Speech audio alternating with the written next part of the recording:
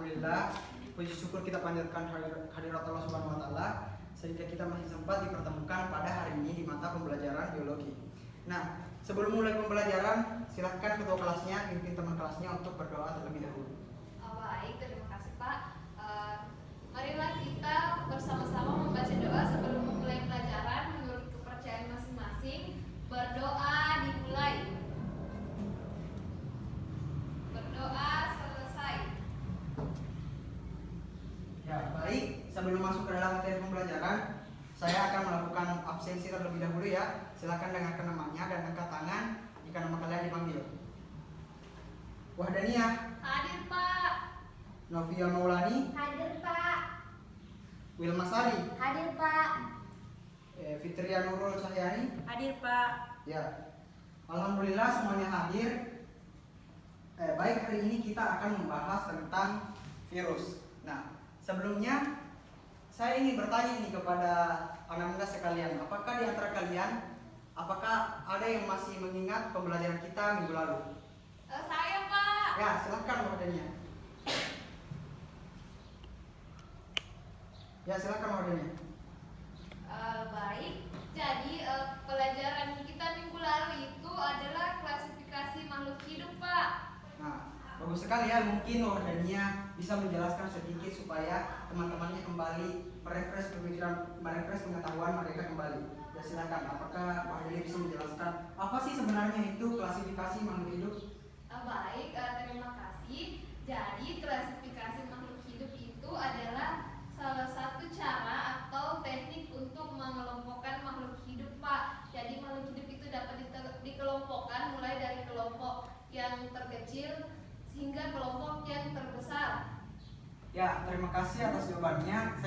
Sangat benar ya tadi yang dikatakan oleh Wahdania. Jadi saya harap kalian semua saat kalian belajar, kalian tidak langsung tidak melanjutkan pembelajaran kalian di rumah. Jadi sehingga saat kalian ujian atau ulangan, kalian akan mengerjakannya dengan mudah. Nah, seperti yang Bapak katakan sebelumnya, hari ini kita akan membahas tentang virus. Namun sebelum Bapak masuk ke dalam materi utama, Bapak ingin bertanya nih, ketika kalian mendengar kata virus, apa yang terlintas di pikiran kalian? Mikroorganisme Pak. Mikroorganisme. Penyakit. Nah, benar sekali yang kalian katakan. Ketika kita membahas tentang virus, kita tentunya tidak lepas dari yang namanya mikroorganisme atau organisme yang ukurannya mikroskopis. Dan juga seperti yang dikatakan oleh Wilma, bahwa ketika dia mendengar kata virus, yang terlintas di pikirannya adalah penyakit seperti yang dunia alami sekarang adalah pandemi COVID-19, di mana ini merupakan salah satu virus yang sangat berbahaya dan juga sangat mematikan. Nah, adapun tujuan pembelajaran yang ingin kita capai pada hari ini adalah yang pertama, kalian mampu menjelaskan bagaimana sih ciri-ciri dari virus itu. Nah, yang kedua, kalian mampu menjelaskan bagaimana sih struktur dan fungsi dari bagian-bagian tubuh dari virus itu sendiri.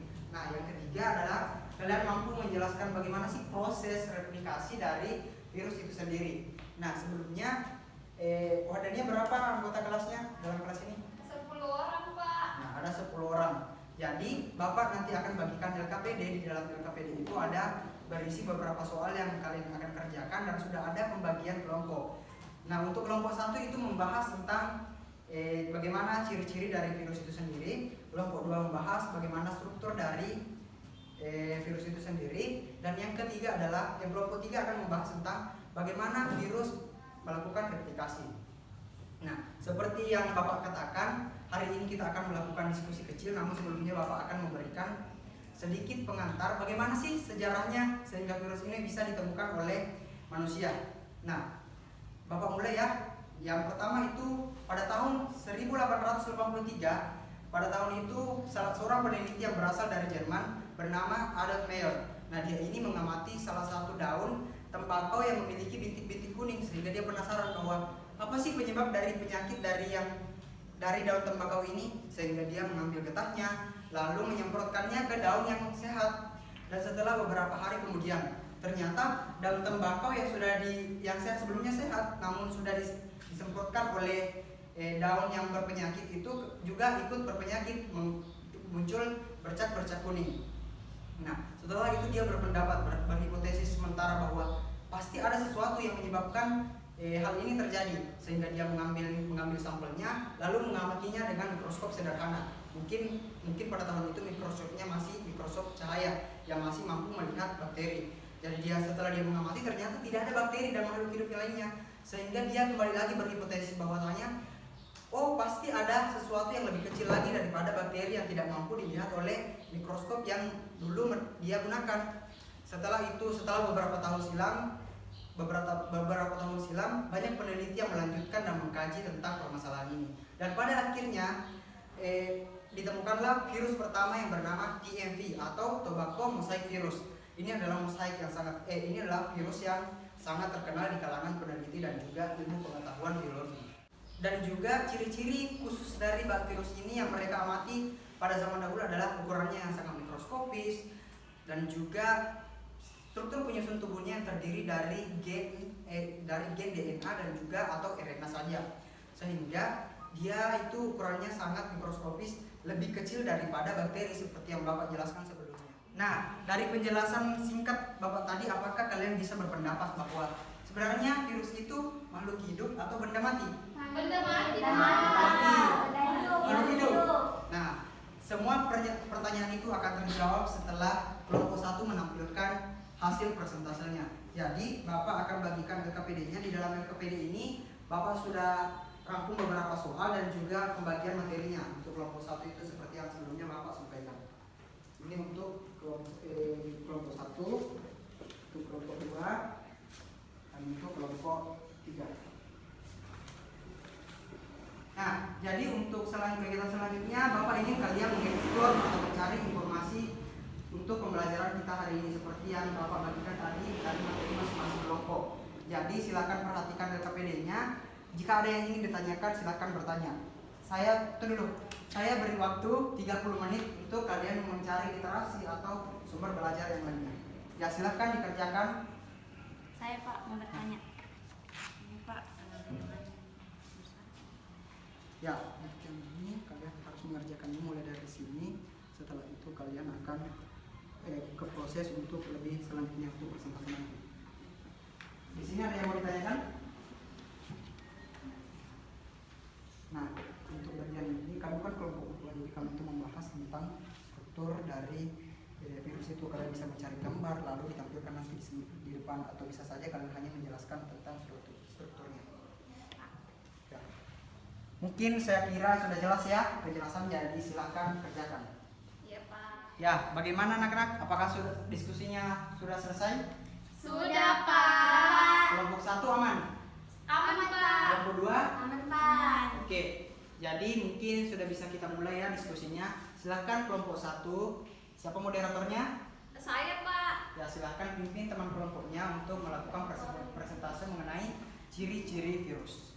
Baik, Assalamualaikum warahmatullahi wabarakatuh. Waalaikumsalam warahmatullahi wabarakatuh. Jadi kami dari kelompok 1, adapun anggota kelompoknya saya sendiri Wahdania sebagai moderator dan juga teman saya sebagai Novia Maulani yang akan membacakan hasil diskusi kami. Langsung saja untuk membacakan hasilnya saya persilakan kepada Novia Maulani. Baik, terima kasih atas kesempatannya.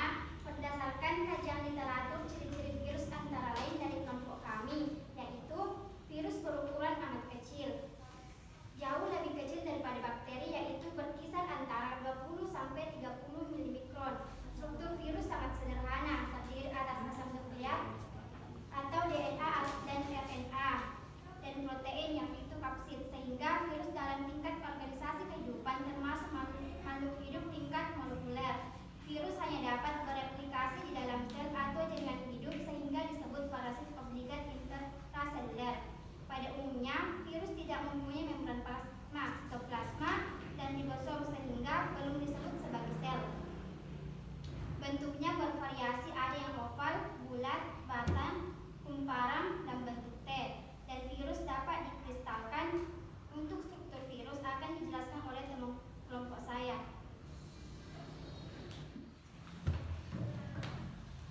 Nah, baik, itulah tadi pemaparan materi yang telah disampaikan oleh saudari Novia Maulani. Selanjutnya saya lemparkan kepada teman kelompok lain.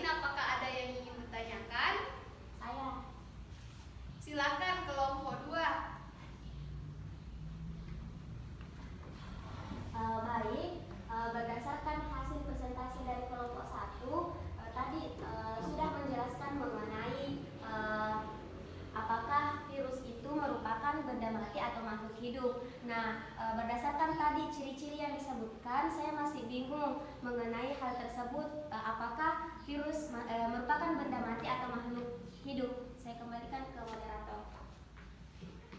Baik, terima kasih atas pertanyaan dari kelompok 2. Untuk jawabannya akan dijawab oleh teman kelompok saya, Saudari Novia Maulani. Silakan Novia.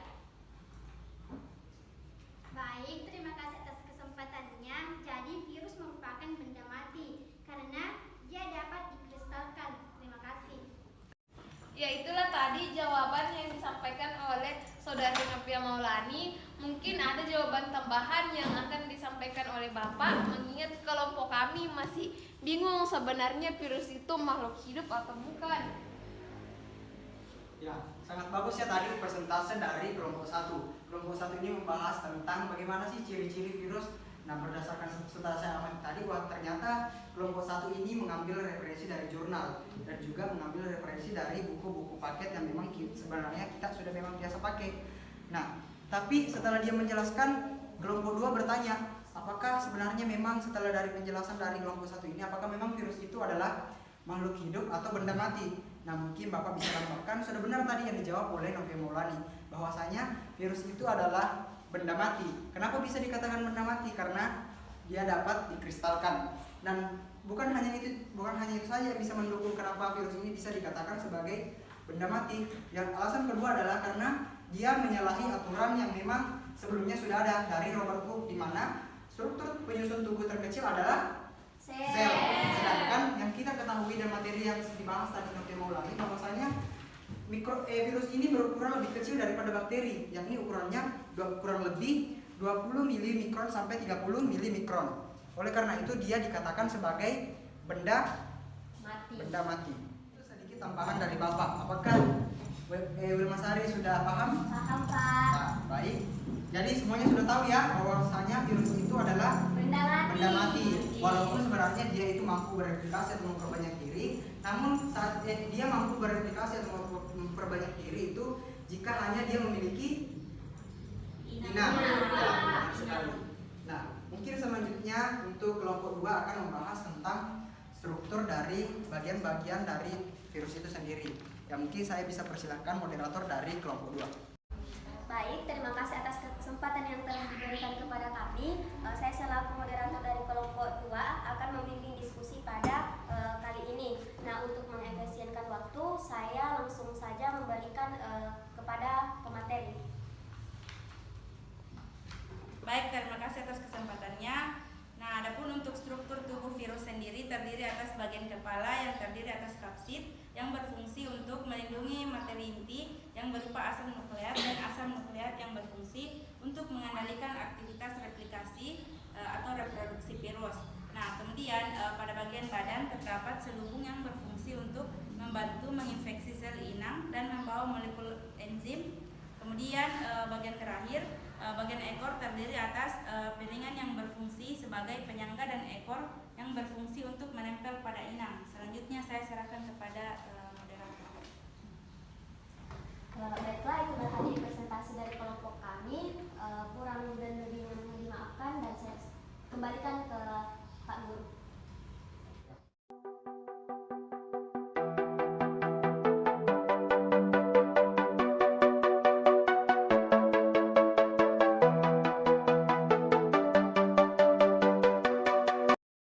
Sekali ya persentase dari setiap kelompok, mulai dari kelompok 1 yang membahas tentang ciri-ciri virus, dari kelompok 2 membahas tentang struktur virus, dan kelompok 3 membahas tentang replikasi virus. Nah, saya kira kalian sudah semua paham, dan mungkin dari presentasenya kalian memang sudah selebihnya memang sudah paham, terutama untuk yang materi ciri-ciri virus tadi, kalian tentunya sudah sangat jelas ya bahwa virus itu ternyata dia itu berukuran lebih mikroskopis daripada bakteri dan juga sel. Dia dapat dikristalkan dan materi gennya hanya terdiri dari DNA atau RNA saja. Sedangkan dari strukturnya sendiri, bahwasanya kelompok 2 ini membahas tentang ternyata virus itu hanya terbagi menjadi 3, mulai dari kepala, leher, dan juga badannya. Sedangkan dari kelompok 3 membahas tadi tentang replikasi. Kelompok 3 juga membahasnya dengan secara runtut bahwa tahap-tahap replikasinya seperti ini. Jadi mungkin selanjutnya Bapak ingin meminta feedback apakah di antara kalian di antara kalian ada yang ingin menyimpulkan pembelajaran kita pada hari ini? Saya Pak. Ya, silakan Ilma Sari. Baik.